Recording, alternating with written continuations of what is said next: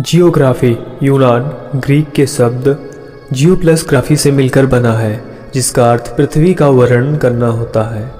Geography शब्द का प्रयोग सर्वप्रथम इरेटोस्थनीज, जो यूनानी गणितज्ञ, खगोलविद और भूगोल वेत्ता थे, उन्होंने ही किया था। भूगोल को इन्होंने ही एक अलग अध्ययन शास्त्र के रूप में स्थापित किया था। 19वीं शताब्दी में भूगोल को स्वतंत्र विषय के रूप में मान्यता मिली और 20वीं शताब्दी के आरंभ में मानव और पर्यावरण के पारस्परिक संबंधों के रूप में विकसित हुआ।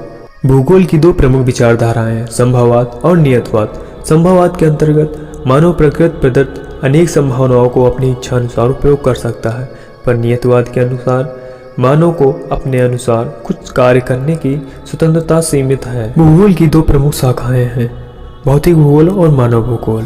आज हम बात करेंगे भौतिक भूगोल के अध्ययन क्षेत्र के बारे में। भौतिक भूगोल के अंतर्गत स्थलमंडल, जलमंडल, वायुमंडल तथा इन सभी के पारस्परिक क्रियाओं के परिणाम स्वरूप उत्पन्न जैवमंडल का अध्ययन किया जाता है। भौतिक भूगोल को अध्ययन के तौर पर 4 भागों में बांटा गया है: भू-आकृति विज्ञान, समुद्र विज्ञान, जलवायु विज्ञान तथा जीवमंडल। भू-आकृति विज्ञान मुख्य रूप से स्थल रूपों का अध्ययन है। इसमें पृथ्वी के आंतरिक एवं बाह्य क्रियाओं के परिणाम स्वरूप निर्मित स्थलाकृतियों का अध्ययन किया जाता है, जिन्हें 3 श्रेणियों के उच्चावचों में विभाजित किया जाता है।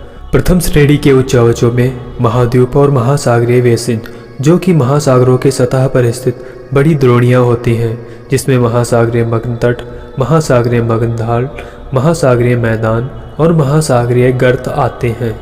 द्वितीय श्रेणी के उच्चावचों में पर्वत पठार, मैदान, भ्रंश, झीलों आदि को सम्मिलित किया जाता है। तृतीय श्रेणी के उच्चावचों के अंतर्गत अपक्षय, अपरदन और निक्षेपण से बनी हुई आकृतियों और उनके आकार की उत्पत्ति के विकास का अध्ययन किया जाता है।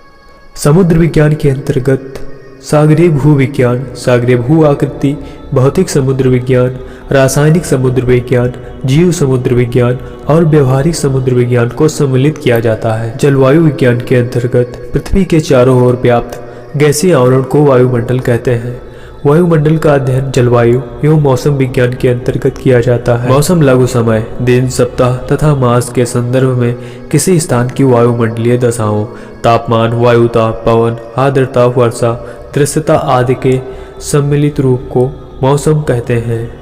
जलवायु लंबी अवधि कई वर्षों के दौरान एक स्थान पर व प्रदेश के मौसम में परिवर्तन के पैटर्न को जलवायु विज्ञान कहते हैं। किसी स्थान की जलवायु परिवर्तन की इकाई लगभग 30 वर्षों तक मानी जाती है। जीवमंडल के अंतर्गत पृथ्वी के सभी जीवित जीव तथा पर्यावरण जिनमें इन जीवों की पारस्परिक क्रिया होती है, मिलकर जीवमंडल की रचना करते हैं। जीवमंडल के इस आवरण का संगठन सामान्य रूप से 30 किलोमीटर से भी कम मोटी वायु, जल, मिट्टी तथा शैलों की पतली परत से होती है।